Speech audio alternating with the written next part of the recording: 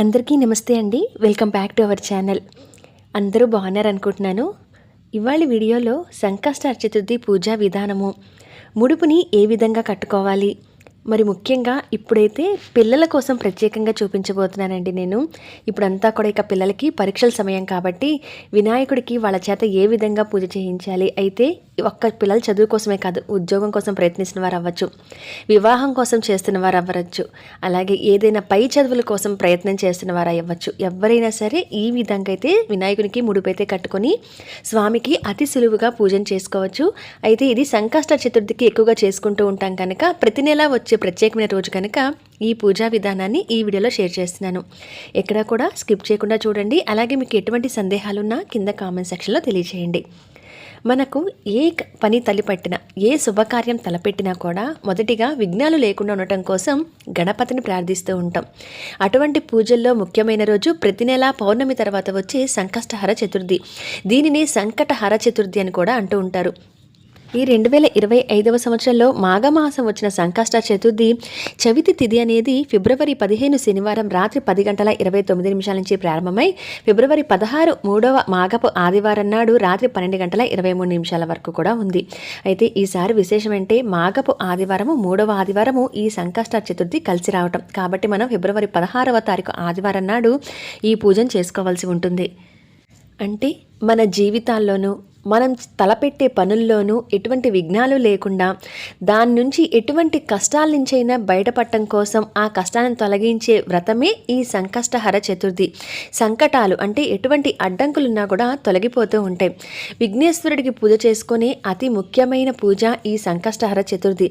అందులో ఈ మాఘమాసంలో ఈసారి విశేషం ఏంటంటే మాఘపు ఆదివారంతో ఈ సంకష్ట చతుర్థి కలిసి రావటం. ముఖ్యంగా ఈ పూజకి కావాల్సిన పూజా సామాన్ చూద్దాం. గరికని మాత్రం దొరికితే కనుక మీకు గరిక ఎక్కడైనా తప్పనిసరిగా తెచ్చుకోండి. స్వామివారికి ముఖ్యమైన వాటిల్లో గరిక ఒకటి. అలాగే తెల్ల జిల్లేడు పూలు, జిల్లేడు ఆకులు, తమలపాకులు, కొబ్బరికాయ, ఎర్రటి పూలు. ఒకవేళ మీరు ముడుపు కట్టుకోవాలి అనుకుంటే ఇలా బయట రెడీమేడ్గా దొరికే ఎరుపు క్లాత్ని తెచ్చుకోవచ్చు. లేదంటే కనుక ఒక తెల్లటి క్లాత్ కానీ కర్చీఫ్ కానీ లేదా ఏదైనా కొత్త పంచలో ఒక ముక్క కానీ కట్ చేసుకొని ఒక చిన్న పీస్ కట్ చేసుకొని మనం దాన్ని పసుపులో బాగా తడిపి ఆరబెట్టిన తర్వాత ఇలా ఒక పసుపు క్లాత్ లాగా తయారవుతుంది. లేదా వైట్ కర్చీఫ్ని కూడా ఆ విధంగా పసుపులో తడిపి పెట్టుకొని మనం ఆరేసుకోవాలి. మనం పూజగా ప్రిపేర్ అవుతున్నాం అంటే ముందు రోజు ఇచ్చేసుకోవచ్చు. ఇక్కడ ఈ క్లాత్ ఈ విధంగా ఆరిపోయిన తర్వాత ముందు ముడుపు ఎలా కట్టుకోవాలో చూపిస్తున్నాను. 4 అంచులు కూడా గంధము బొట్లు పెట్టాలి. అయితే ఇది నేను ప్రత్యేకంగా మొన్న భీష్మ ఏకాదశికి చేసుకున్నాను. పిల్లల చేత అంటే వాళ్ళకి బోర్డు ఎగ్జామ్స్ అవుతున్నాయి కాబట్టి జరగబోతున్నాయి కదా, సో వాళ్ళ గురించి అని చెప్పి నేను కట్టుకున్నాను. ఈ ముడుపుని కొంతమంది సంకష్ట చతుర్థి రోజే కట్టుకోవాలా అని చెప్పి అడుగుతున్నారు కాబట్టి ఇక్కడ నేను ఈ వీడియోలో పూర్తి వివరాలతో ఈ వీడియోని పెడుతున్నాను. ఈ విధంగా 4 అంచులకి కూడా నేను ఈ విధంగా గంధం బొట్లు పెట్టిన తర్వాత ముందుగా పసుపు కుంకుమ. అయితే ఇది నేను పిల్లల ఎగ్జామ్స్ గురించి, అంటే వాళ్ళు బాగా ఆ జ్ఞాపక శక్తి తెలివితేటలతో పరీక్షలు బాగా రాయాలని చెప్పి నేను ఈ ముడుపు కడుతున్నాను కనుక నేను మా బాబు చేతే ఈ ముడుపులో అన్నీ వేయిస్తున్నాను అనమాట.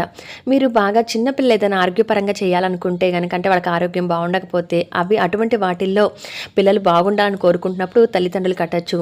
వివాహం కోసం చేస్తున్న వాళ్ళు కూడా ఆ పిల్లలు కట్టుకోవచ్చు లేదా తల్లిదండ్రులు కట్టచ్చు. పై ఉద్యోగాల చదువులకి వాళ్ళు ఎక్కడో చదువుతుంటే వాళ్ళది బాగా జరగాలి, ఇలా ఉద్యోగ ప్రయత్నాలు బాగా వెళ్ళాలనుకుంటే ఈ తల్లిదండ్రులు చేసుకోవచ్చు. ఇలా చేయగలిగే పిల్లలు ఉంటే వాళ్ళ చేతే చేయించండి. ఇక్కడ నేనైతే లేదా సంతానం కోసం చేస్తున్నవారైతే భార్యాభర్తలు ఇద్దరు కలిసి కూడా చేసుకోవచ్చు. ఇక్కడ నేను పసుపు కుంకుమ కొంచెం వేయించిన తర్వాత ముందుగా తన చేతే అంటే మా బాబు చేత నేను 3 సార్లు బియ్యం వేయించాను. అయితే ఇక్కడ నేను కూడా వేస్తున్నానండి. ఏదైనా ఇంట్లో ఒక శుభకార్యం చేసుకుంటున్నప్పుడు విఘ్నేశ్వరుడు బియ్యం అని ఇలా కడుతూ ఉంటారు. ఎందుకు ముడుపులాగా అలా కడతారు అని అంటే ఇక ఆ కార్యక్రమంలో ఎటువంటి విఘ్నాలు లేకుండా స్వామివారిని చూడమని ప్రార్థిస్తూ కడతారు కాబట్టి ఇక్కడ నేను ఒక 3 గుప్పులు వేసాను. అలాగే మా అత్తగారు కూడా ఉన్నారు కాబట్టి ఆవిడ చేత పెద్ద ఆవిడ చేత కూడా నేను కొంచెం 3 గుప్పులు వేయించాను. ఇలా అందరి సంకల్పం నేను కట్టిన ఈ ముడుపులో వచ్చేసి తను పరీక్షలు బాగా రాయాలని కాబట్టి అందరం కూడా ఇంట్లో అందరం వేసాము.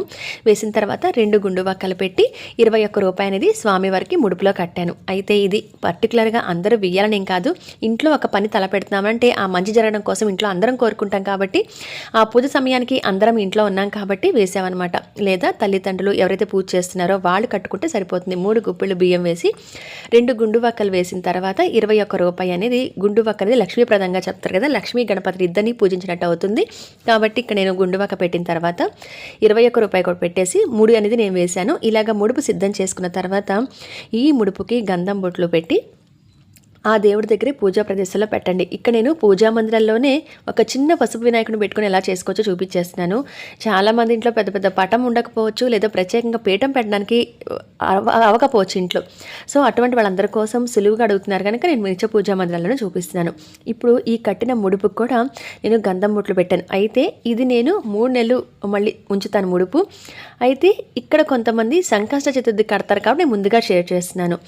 స్వామివారికి జిల్లేడు ఆకులన్నా గరికన్నా చాలా ఇష్టం కదా, అందుకని ఇక్కడ స్వామివారికి గరిక మీద ఈ విధంగా బియ్యం పోసి పెట్టచ్చు, లేదా ఒక తెల్లటి కర్చీఫ్ మీద బియ్యం పోసి దాని మీద పసుపు వినాయకుని పెట్టుకోవచ్చు, లేదా విగ్రహాన్ని పెట్టుకోవచ్చు, గరికని పరిచి పెట్టుకోవచ్చు, లేదా జిల్లేడాకు ఆసనంగా వేసి స్వామివారికి విధంగా పసుముద్ద రూపంలో అయినా స్వామివారిని పెట్టుకోవచ్చు. పెట్టి పూలను అలంకరించి దీపారాధన చేసుకున్నాం కనుక స్వామివారికి ధూపాన్ని వేసి మీ పక్కన ఎవరి కోసమైతే ఈ ముడుపుని కట్టారో వాళ్ళు పక్కనే అందుబాటులో ఉంటే కనుక పూజ సమయానికి వారి చేత పూజ చేయించండి.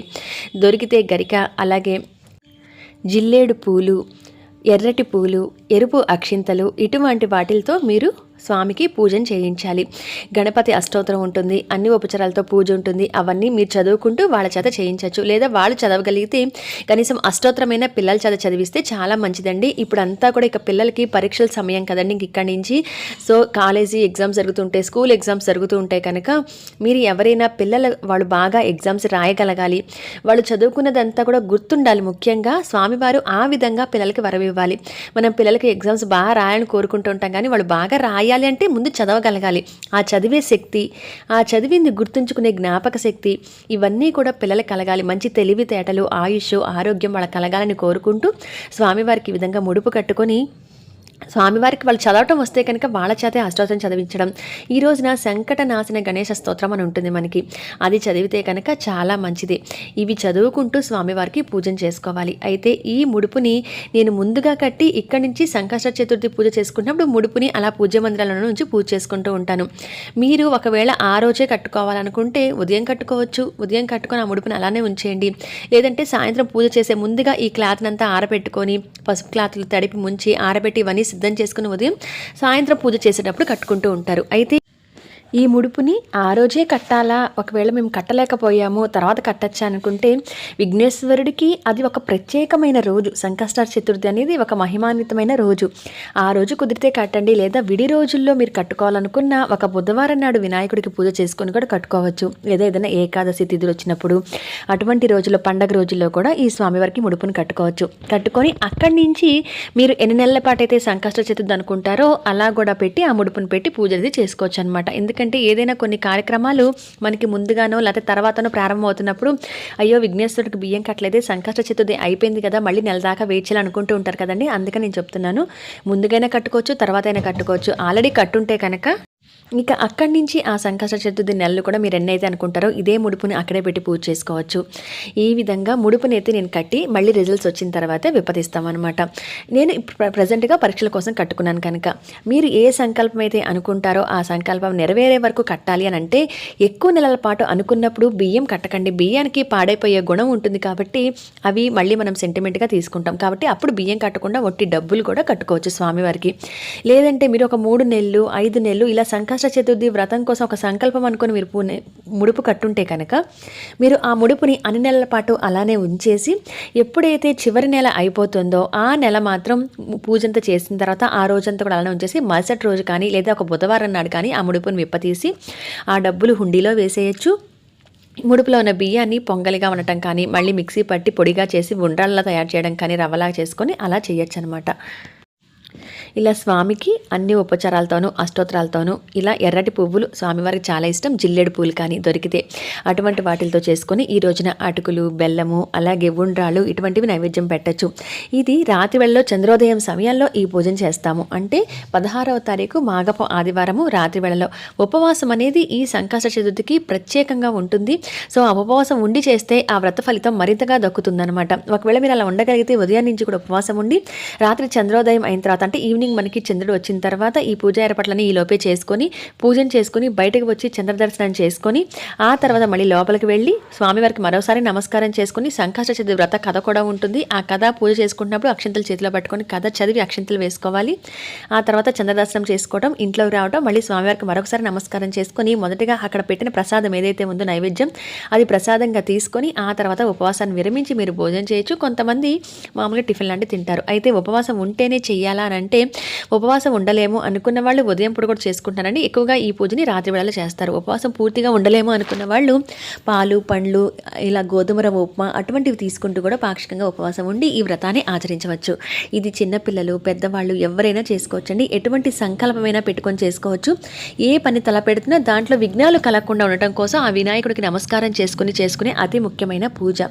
ఈ ముడుపుని అయితే మీరు ఎన్ని నెలలు అనుకుంటున్నారు? కొంతమంది 1 నెల, 3 నెలలు, 5 నెలలు, 7, 9 నెలలు, 11 నెలలు, మొత్తంగా 21 నెలల పాటు కూడా అనుకొని సంకష్ట చతుర్థి వ్రతాన్ని ఆచరిస్తూ ఉంటారు. ఎప్పుడైనా 1 నెల అడ్డొస్తే కనుక ఆ నెలను వదిలేసి మరుసటి నెల నుంచి మళ్ళీ కంటిన్యూగా చేసుకోవచ్చు. ఇలా స్వామివారికి పెట్టిన నైవేద్యం కూడా నలుగురికి పంచిపెట్టడం, ఇంట్లో కుటుంబ సభ్యులందరూ తినటం చేయాలి. అయితే చంద్ర దర్శనం ఒకసారి మనకి మబ్బుల చాటున చంద్రుడు కూడా కనబడ్డు. అటువంటప్పుడు నీ అర్ఘ్యాన్ని ఇవ్వాలి. అంటే దోశల్లో పోసుకొని, అందులో ఈసారి మాఘపాదివారం వచ్చింది కాబట్టి ఉదయం సూర్యునికి అర్ఘ్యము, రాత్రిపూట వచ్చేసి చంద్రుడికి అర్ఘ్యం అనమాట. చంద్రునికి సాయంత్రం వేళలో ఈ పూజ అయిన సమయంలో దోశల్లో నీటి పోసుకొని లేదా రాగి చెంబుతో నీళ్ళని పట్టుకొని చంద్రునికి కూడా ఇక్కడ నేను స్క్రీన్ మీద ఇచ్చిన మంత్రం ఉంది కదా, ఆ మంత్రాన్ని అనుకుంటూ కూడా చంద్రునికి అర్ఘ్యాన్ని ఇవ్వాలి. రాగి చెంబులో నీటిని తీసుకొని ఆ శుద్ధ జలాన్ని మనం చంద్రునికి అర్ఘ్యం ఇవ్వాలి. అర్ఘ్యం అంటే చెంబుతో ఇలా నీళ్లు పోస్తున్నప్పుడు అడుగున ఒక ప్లేట్ కానీ ఏదైనా పెట్టుకొని చంద్రునికి నమస్కారం చేసుకొని వచ్చి మనం ఈ ప్రసాదాన్ని స్వీకరించి ఉపవాసాన్ని విడవచ్చు. అయితే 16వ తారీఖు సోమవారం ఆ రోజంతా కూడా, ఆ నైట్ అంతా కూడా ఈ ముడుపుని అలానే స్వామివారి దగ్గర ఉంచేయండి. పూజాపీఠాన్ని కూడా కదిలించకండి. 17వ తారీఖు ఉదయం మరొకసారి మళ్ళీ స్వామికి దీపారాధన చేసుకొని నమస్కారం చేసుకొని ఉద్వాసన చెప్పేసిన తర్వాత ఉద్వాసన మంత్రం కూడా ఇక్కడ ఇచ్చాను చూడండి. ఆ పసుపు వినాయకుని పట్టుకొని ఈ ఉద్వాసన మంత్రం అంటే దీపారాధన చేసి మళ్ళీ 2 పూలు పెట్టి సింపుల్గా అష్టోత్తరం చదువుకున్నా సరిపోతుంది. ఏదో ఒక పాలు, పండు, ఉండ్రాళ్ళు ఇట్లాంటి ఏదైనా నైవేద్యం పెట్టేసి ఆ తర్వాత ఈ మంత్రాన్ని దీపారాధన ఉండంగానే చెప్పి పసుపు ముద్దని ఒక 2-3 సార్లు కదిలించేయండి. ఆ తర్వాత దీపారాధన కొండెక్కిన తర్వాత ఈ సామాన్ అంతా కూడా సర్దుకోవచ్చు. ముడుపుని కూడా మీకు ప్లేస్ ఉంటే ప్రత్యేకమైన పూజా మందిరం అయితే అక్కడే పెట్టచ్చు. లేదంటే కనుక ఎవరు ముట్టుకొని చోట పెట్టండి. ఎన్ని నెలలు అయితే మీరు ఈ పూజను చేయాలనుకున్నారో అన్ని నెలలు ముడుపు ఉంచేసి ప్రతి నెల ముడుపు తీసుకొచ్చి ఈ పూజ దగ్గర పెట్టి పూజ చేయడం, ఆ రోజంతా అలా వదిలేయడం, మరుసటి రోజు మళ్ళీ ముడుపును దాచుకోవటం. ఎవ్వరు ముట్టుకోకుండా మైలా అవి తగలకుండా మాత్రం ఆ ముడుపును ఉంచండి. ఈ పసుపు ముద్దని ఉద్వాసం చెప్పేసిన తర్వాత పసుపు వినాయకుడిని ఒక గ్లాస్ వాటర్లో కలిపేసి తులసి చెట్లో కాకుండా ఏదైనా వేరే పచ్చని చెట్టు మొదట్లో అయితే పోసేయండి. మేము మాత్రం ముడుపుని ఎన్నెళ్ళైతే పూజ అనుకుంటున్నామో అన్నేళ్ళు అయ్యాక విపతిస్తామండి. కొంతమంది ఉదయం కట్టి రాత్రికి తీస్తూ ఉంటారు, కానీ మేమైతే అలా చేయము. నేను చేసే పద్ధతిని అయితే మీకు చూపించాను. ఇదండి సంకష్టహార చతుర్థి పూర్తి పూజా విధానము, అలాగే ముడుపు కట్టే పద్ధతి, ముడుపుని ఏం చేయాలి, ఇవన్నీ కూడా. ఎటువంటి సందేహాలున్నా కింద కామెంట్ సెక్షన్లో తెలియచేయండి. నేనైతే వెంటనే మీకు రిప్లై అనేది ఇస్తాను. అందరూ కూడా వినాయకుడికి చేసుకోండి. ఇక పిల్లలకు ఎగ్జామ్స్కి ఎవరైతే ప్రిపేర్ అవుతున్న ఫ్యామిలీస్ ఎవరైతే ఉన్నారో వాళ్ళందరూ పిల్లల కోసం చేయండి. చాలా మంచి జరుగుతుంది. మరి మరొక మంచి ఇన్ఫర్మేటివ్ వీడియోతో మళ్ళీ కలుస్తాను. అంతవరకు సెలవు. నమస్కారం.